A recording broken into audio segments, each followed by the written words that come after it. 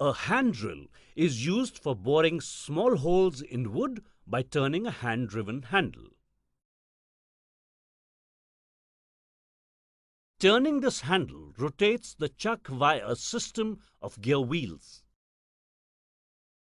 The chuck jaws hold the drill bits in place. You can use an array of drill bits to serve your purpose. Place the tip of the drill bit accurately on the work. Grip the straight handle located on the top of the hand drill with one hand. Grasp the drive handle with the other hand.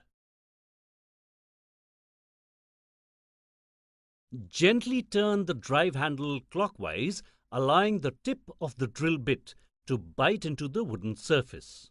Pause every few minutes to gently brush away built-up shavings. Continue drilling to bore a hole of the required depth.